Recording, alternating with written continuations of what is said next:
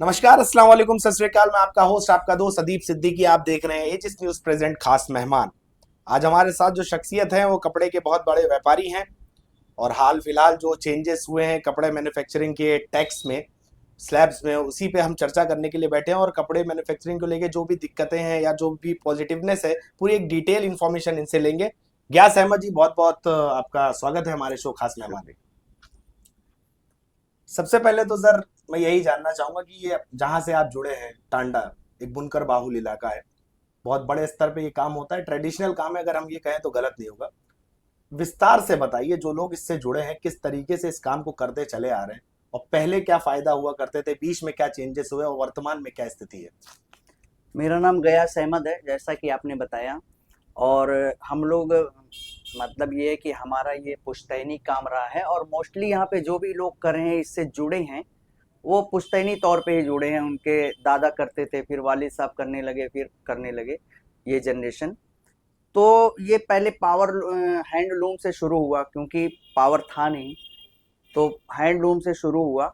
और फिर धीरे धीरे हमारे एक्चुअली देखा जाए तो पावर लूम नहीं है जो मोस्टली लूमें चलती हैं, वो हैंडलूम का ही कन्वर्जन है जो कि मोटर से चलने लग गया।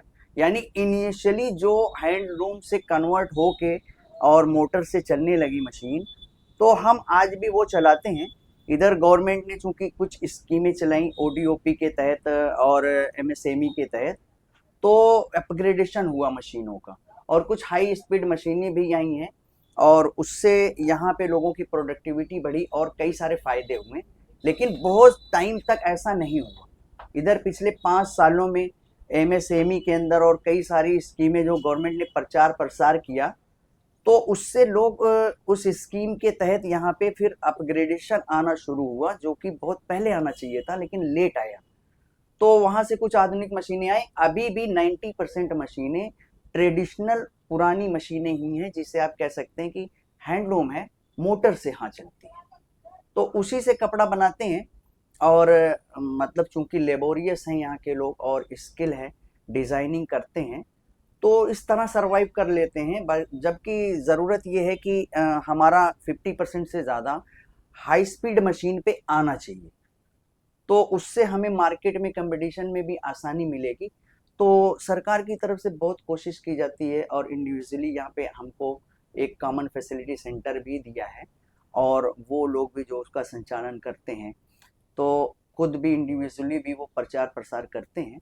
तो इस तरह से मतलब है, जो कि आगे हमें लगता है कि इसमें थोड़ा सा मशीनें भी आधुनिक आएंगी, और जो भी उसके अंदर में एसेसरीज हैं और जो डिजाइनिंग के, वो भी आएंगे। ऐसा मुझे लगता है धीरे धीरे, लेकिन शुरुआत तो हुई है अच्छे की तरफ। तो ये जिन मशीनों की आप बात कर रहे हैं, ये सिर्फ टांडा में नहीं है, या फिर जितने भी बुनकर हैं इस देश में, जैसे भिवंडी एक बहुत बड़ा हब है, औरंगाबाद एक बहुत बड़ा हब है, अपना मऊ एक बहुत बड़ा हब है, कहीं पे नहीं है या सिर्फ यहाँ पे नहीं। नहीं, मैंने पहले भी ही कहा जी आपसे जी। कि हम लोग ने थोड़ा लेट स्टार्ट करा है, जी जो पिछले 4-5 सालों से पहले होना चाहिए था। यही चीज बनारस में है ऑलरेडी, जी। और भिवंडी, सूरत, हर जगह पे ट्रेडिशनल मशीनें नहीं है। भिवंडी में हाँ है, जी। लेकिन भिवंडी में आप देखेंगे कि इक्वल है, जितना ये है और वो है, और बहुत तेजी के साथ रिप्लेस कर रहे हैं। तो अगर रिप्लेस नहीं करेंगे हम, तो आगे सर्वाइवल मुश्किल होगा। तो दूसरी जगहों पे पहले आया, हमारे यहाँ थोड़ा लेट आया। मतलब बाकी जगहों पे ये मशीनें हैं, और इससे भी अपग्रेड मशीन है। जैसे सपोज दैट मैं आपको एक टेक्निकल चीज बताऊं, कि हमारा जो ट्रेडिशनल मशीन है, वो एक 60 आरपीएम में चलता है, स्पीड है ये। जी।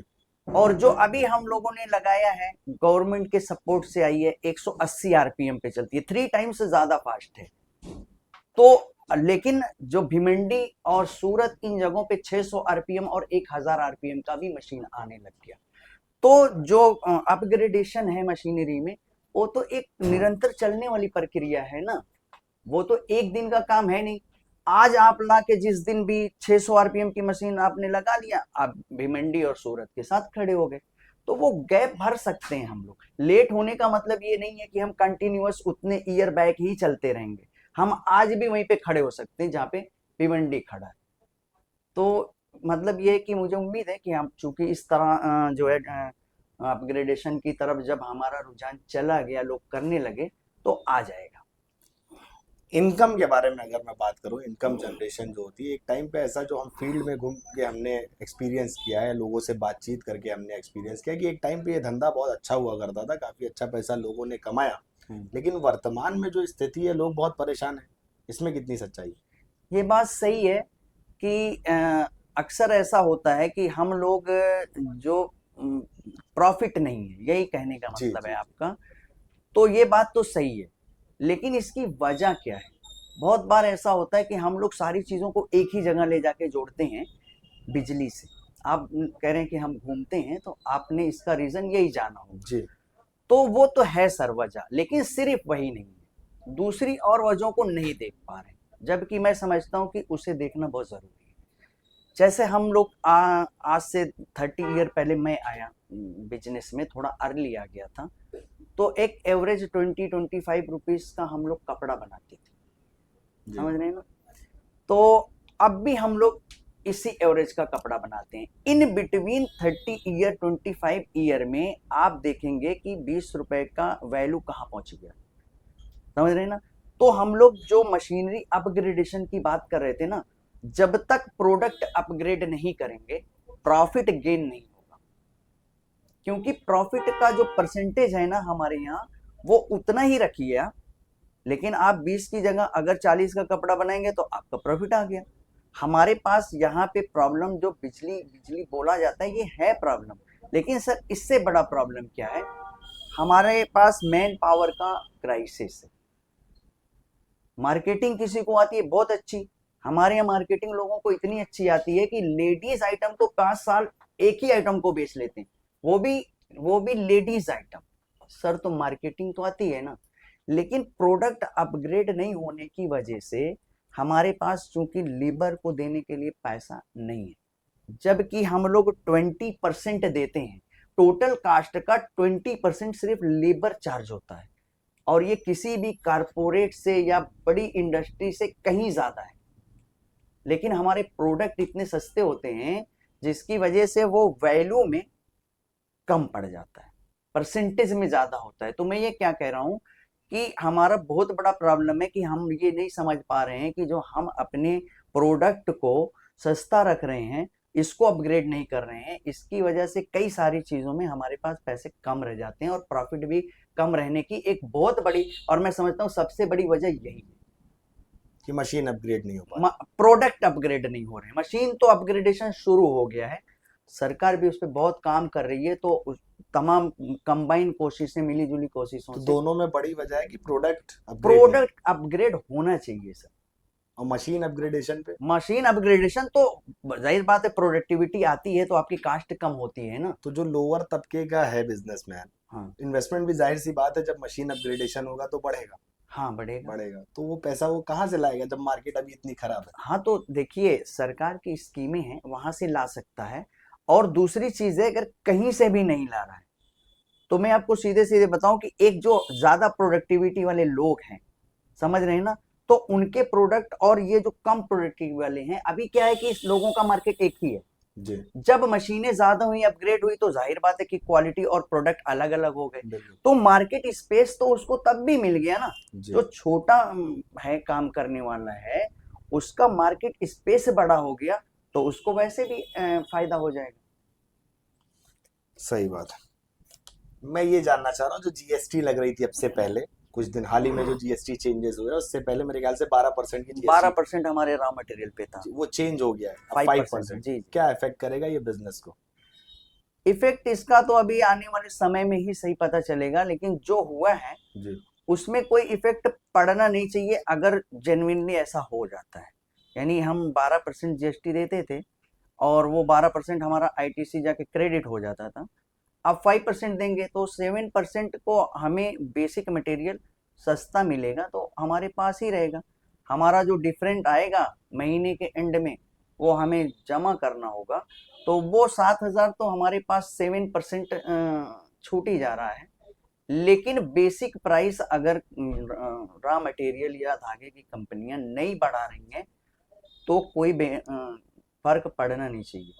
लेकिन ऐसा मार्केट में चूंकि लोग बोल रहे हैं, और ऐसा अंदेशा है कि धागे की कंपनियां इसको बेसिक प्राइस में बढ़ा के रिकवर करेंगी, और कुछ दूसरे प्रोडक्ट जो और हैं धागे के अलावा, उसमें लोग बता भी रहे हैं, सुनने में आया है कि कंपनियों ने ये जो है बेसिक प्राइस को बढ़ा के वो रिकवर कर लिया है। तो अगर बेसिक प्राइस में बढ़ता है तो कोई बेनिफिट नहीं होगा, बल्कि लॉस होगा, सर्वाइवल भी मुश्किल हो जाएगा। लेकिन अगर ऐसा नहीं होता है सर, वही मैं बोला कि आगे आगे पता चलेगा ना, एग्जैक्टली इम्पैक्ट क्या पड़ेगा आगे पता चलेगा। लेकिन जो हुआ है, अगर सभी ईमानदार रहते हैं और धागे की कंपनी, हमारे पहले के जो लोग हैं वो प्राइसों में नहीं बढ़ाते और बेसिक प्राइस को सेम रखते हैं, तो कोई फर्क नहीं पड़ना चाहिए। जिनकी ऑफिस में हम ये इंटरव्यू कर रहे हैं, एडवोकेट मासूम साहब, जी। उन्होंने मुझसे बताया बातचीत में कि उनके पास जीएसटी रजिस्ट्रेशन कैंसिल करने के लिए 3 आवेदन अब तक आ चुके हैं, 3 एप्लीकेंट, कि अगर ऐसा होता है तो उनके रजिस्ट्रेशन को कैंसिल कर दिया जाए। ये डर का माहौल है जो छोटे तबके के बिजनेसमैन हैं उनके अंदर। तो उनको पॉजिटिविटी दिलाने के लिए आपके पास कोई ऐसा मैसेज है जो आप देना चाहें? नहीं, मैंने आपकी ये बात तो पहले ही कह दी कि मैंने भी देखिए इफ और बट के साथ बात की है। जी। आगे समय जाएगा, अगर कंपनियां जो है बेसिक प्राइस को नहीं बढ़ाती हैं तो डरने की जरूरत नहीं। तो अगर मगर के साथ बातें चीजें थोड़ा सा और आगे जाएंगी तो बेस क्लियर होगा। लेकिन हाँ, जो वो डर रहे हैं, तो डरने की वजह यही है कि सभी को लग रहा है कि ये 5% यहाँ पे जीएसटी में तो कम हो जाएगा, लेकिन बेसिक प्राइस में बढ़ जाएगा, तो बात वहीं की वहीं रहेगी। तो ऐसा अगर होता है तो बुनकरों को तो मतलब है कि बहुत बड़े पैमाने पे जीएसटी खुद अपने जेब से जमा करनी होगी, और मार्केट वैसे भी नहीं है, सर्वाइवल फिलहाल भी मुश्किल था। तो इस तरह की चीजें होंगी तो दिक्कत आ जाएगी। तो फिलहाल के लिए जीएसटी रजिस्ट्रेशन कैंसिल कराने की जल्दबाजी ना करें, नहीं, सही। जल्दबाजी करने की जरूरत नहीं है। जी। और मतलब ये चीजें हैं, सरकार ने जो ये काम किया है, ये काम तो अच्छा है, नो डाउट, समझ जी। रहे ना। जी। लेकिन जाहिर बात है कि इसके इम्प्लीमेंट सभी जो है सभी के इंटरेस्ट एक हों। सरकार ने जिस लिए किया है कि प्रोडक्ट सस्ते हों, तो सभी का इंटरेस्ट एक होगा तो इसका रिजल्ट पॉजिटिव आएगा। और अगर हम सरकार के उस इंटरेस्ट के साथ नहीं है और हमारा अपने अलग ही है, हमने बेसिक प्राइस बढ़ा दिया और अपने आगे वाले को वो बेनिफिट नहीं दिया, तो फिर मुश्किल आएगी। लेकिन देखते हैं क्या होता है, मैं उम्मीद करता हूँ कि अच्छा हो। सर लास्ट में मैं एक सवाल आपसे करना चाहूंगा, ये जो बिजली का मुद्दा है, जो आपने बताया कि हम टहलते हैं तो हमको सिर्फ एक मुद्दे नजर आते हैं कि बिजली की वजह से प्रोडक्शन जो है लो है, और यहाँ के बुनकर जो है नुकसान में है या उनको प्रॉफिट नहीं हो पा रहा है। तो बिजली के नाम पे तो उनका उत्पीड़न हो रहा है, ये बात तो हम आप सब जानते हैं, पूरा शहर जानता है। जी। और ऐसी 2-3 वजह जो आपने बताई जिसकी वजह से प्रोडक्शन लॉस हो रहा है, ये इतने अवेयरनेस नहीं है लोगों के अंदर। जो बुनकर यहाँ का है, ये इतना पढ़ा लिखा तबका नहीं है, जो मैं मानता हूँ, जो मैं जानता हूँ। तो उसके लिए, अवेयरनेस के लिए कि प्रोडक्ट को कैसे और अपडेट करना है, मशीन को और अपग्रेड करना है, ये चीजें उनको कौन बताएगा? देखिए, पढ़ा लिखा तबका बुनकर नहीं है, ऐसा नहीं है। जी। हम लोगों ने इस ट्रेडिशनल बिजनेस को अट्रैक्टिव समय के साथ नहीं बना पाए, इसलिए जो यंग जनरेशन है वो अट्रैक्ट नहीं हुई। पढ़े लिखे तो हैं लेकिन इस बिजनेस से नहीं जुड़े। अब जो पुरानी मैन पावर थी धीरे धीरे रिटायर हो रही है। मैंने आपको बताया कि हमें जी। मैन जी। पावर की कमी है, क्राइसिस है।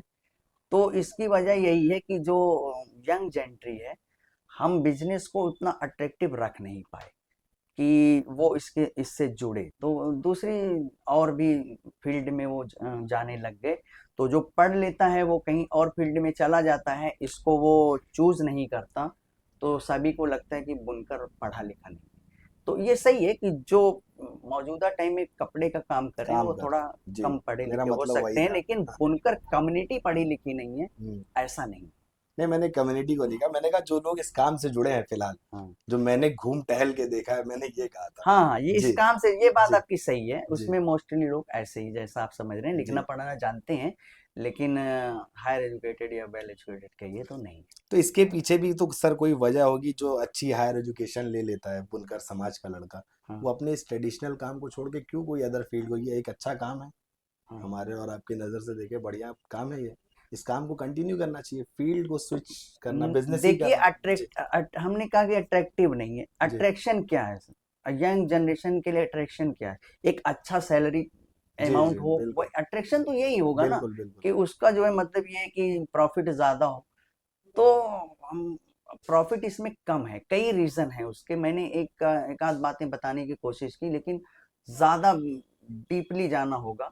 कई सारी चीज़ें हम प्रोडक्ट मैंने कहा कि अपग्रेड नहीं किया। जी चूँकि हमारे यहाँ होता क्या है कि लोग समझते हैं कि एक पीस के अंदर इतना प्रॉफ़िट हुआ। प्रॉफ़िट हमेशा परसेंट में होता है कि हमें कितना परसेंट प्रॉफ़िट हुआ, समझे ना? जी तो मैंने बताया ना कि हमारे यहाँ जो देखिए इंडस्ट्री चलती है 2 बेसिक चीज़ों से। एक तो इलेक्ट्रिसिटी जो है सफिशिएंट है आज की डेट में, पहले नहीं हुआ करती थी। लेकिन मैन पावर जो है दूसरी बड़ी चीज़ है जिससे इंडस्ट्री चलती है, बैकबोन है ये। हमारे यहाँ मैन पावर नहीं है। मैन पावर क्यों नहीं है? क्योंकि जो हमारे प्रोडक्ट हैं वो हम उनको इतना सैलरी नहीं दे पाते जितना होना चाहिए। तो हमारे यहाँ की जो है भी जो वो है मैन पावर वो कहीं दूसरे स्टेट को चली जाती है, सूरत चली जाती है दूसरे स्टेट से। और हमारे आसपास के गांव देहात से पहले जैसा कि हम लोगों का था कि आसपास के गांव से लोग आते थे तो यहाँ पे, तो वो अब नहीं आते, उल्टे हमारे यहाँ के चले जाते हैं। तो इसका रीजन क्या है? बिजली तो वजह है, जी लेकिन ये क्यों है? और इसका सोल्यूशन बहुत जरूरी है अगर हम बिजनेस करना चाहते हैं। मैन पावर के बगैर कैसे होगा बताइए? सही बात तो इलेक्ट्रिसिटी के साथ बिजली के साथ उसमें जो बिजली की बात होती है, उत्पीड़न हो रहा है या प्राइसेस ज्यादा हुए, तो ज्यादा तो टाइम के साथ होगा, लेकिन एक साथ में 4 से 5 गुना बढ़ जाना वो प्रॉब्लम है। टाइम के साथ तो थोड़ा बढ़ेगा ना, बिल्कुल बिल्कुल तो वो नहीं मसला है। लेकिन एक साथ में कोई भी चीज 4-5 गुना बढ़ेगी तो वो प्रॉब्लम क्रिएट करेगी, तो वो प्रॉब्लम है। लेकिन उसके साथ जो मैं आपको बता रहा हूँ, मैन पावर क्राइसिस की प्रॉब्लम है, इसका भी सोल्यूशन ढूंढना होगा। आपको प्रोडक्ट भी अपग्रेड करना होगा।